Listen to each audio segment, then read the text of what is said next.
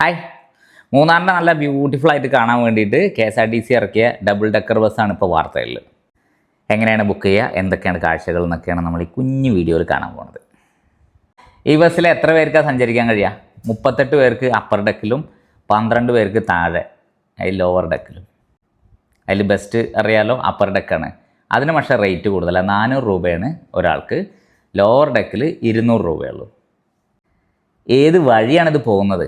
നിങ്ങൾക്കറിയാം, കൊച്ചി ധനുഷ്കോടി ദേശീയപാതയിൽ ബോഡിമെട്ടൊക്കെ വഴിയുള്ള നല്ല ബ്യൂട്ടിഫുൾ ആയിട്ടുള്ള നാഷണൽ ഹൈവേ അല്ലേ, അതുവഴിയാണ് നമ്മുടെ royal view double decker bus പോവുക.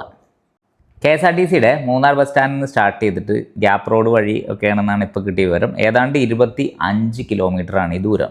നല്ല രസമായിരിക്കും, പക്ഷേ ബുക്കിങ്ങിന് ഭയങ്കര ഇടിയായിരിക്കും.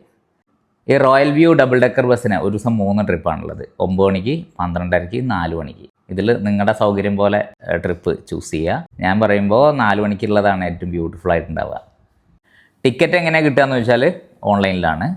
ഓൺലൈൻ KSRTC.swift.com എന്നുള്ള സൈറ്റിൽ നിങ്ങൾ സ്വിഫ്റ്റ് യാത്രയൊക്കെ ചെയ്ത ആൾക്കാർ പരിചയം ഉണ്ടാവും.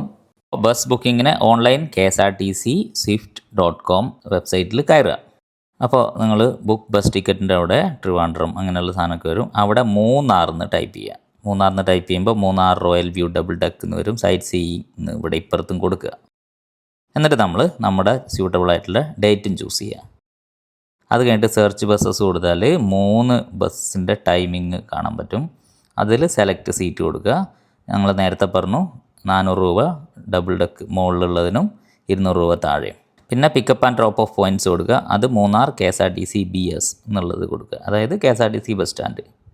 എന്നിട്ട് നിങ്ങളുടെ പേഴ്സണൽ ഡീറ്റെയിൽസും കൊടുക്കുക. അപ്പോൾ 400 പ്ലസ് ഒരു 15 രൂപയും കൂടെ ചാർജ് ആവും ടിക്കറ്റ് ബുക്ക് ചെയ്യുക.